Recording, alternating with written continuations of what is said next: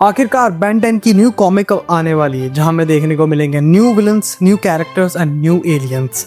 और इन सभी चीज़ों के लिए मैं काफ़ी ज़्यादा एक्साइटेड हूँ, क्योंकि बेन 10 मेरे लिए तब खत्म हो गया था जब ओमनीवर्स सीरीज पूरी तरीके से खत्म हो चुकी थी। और बेन 10 ओमनीवर्स का लास्ट एपिसोड रिलीज किया गया था 14 नवंबर 2014। और 10 सालों के बाद जाके अब बेन 10 के ऊपर एक प्रॉपर चीज आ रही है, जो कि है कॉमिक फॉर्म के अंदर। वैसे तो इस कॉमिक के बारे अभी तक कुछ खास बताया नहीं गया है, लेकिन मुझे जहाँ तक लगता है कि हमें एक न्यू बेन 10 दिखाया जाएगा, जिसका कनेक्शन प्राइम बेन के साथ तो कुछ भी नहीं होने वाला।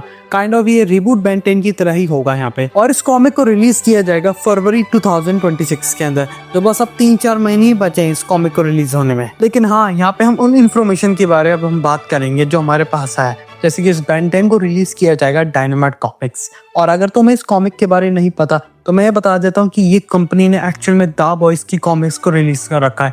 और यहाँ पे हमें और डिफरेंट टाइप ऑफ सीरीज को भी हमने देखा इस कॉमिक के द्वारा। और हम यहाँ पे थोड़ी सी बात करते हैं डायनामाइट कॉमिक्स के अंदर कि एक्चुअल में कंपनी कब बनी थी। तो इस कंपनी को बनाया गया था 2004 के अंदर, और ये एक अमेरिकन कंपनी है। सो तुम ये इतनी तो होप कर सकते हो कि यहाँ की जो ग्राफिक्स और जो कॉमिक्स का स्टाइल होगा वो काफ़ी अच्छा होगा। और वैसे तो डायनामाइट कॉमिक्स बच्चों और बड़ों दोनों के लिए कॉमिक्स रिलीज करती हैं, लेकिन इनका मेन फोकस हमेशा से इनकी मैच्योर ऑडियंस है। मतलब कि इनके 18 से 20 साल के अंदर जो ऑडियंस है उनका ही मेन का टारगेट होता है। और इसलिए तो इन्होंने द बॉयज जैसी सीरीज को रिलीज कर रखा है। अब इनके अगर आर्ट स्टाइल को भी देखें तो वो काफ़ी बेटर है। अगर ये कंपनी द बॉयज जैसी सीरीज बनाती है तो शायद हम ये एक्सपेक्ट कर सकते हैं कि बेन 10 को एक न्यू फॉर्म में हमें दिखाया जाएगा, जिसे कभी मैन ऑफ एक्शन ने अब तक दिखाया नहीं है।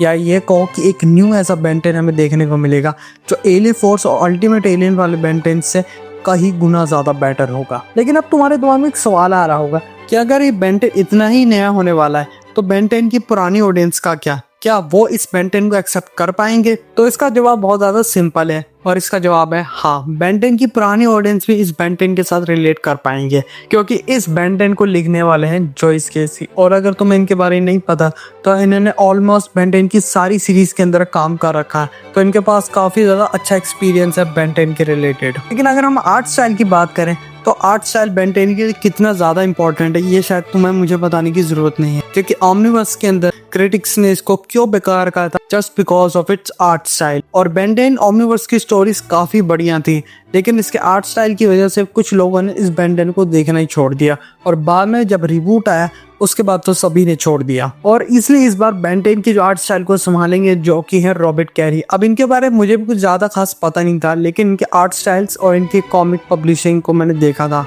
और वो वाकई में बहुत अच्छे है।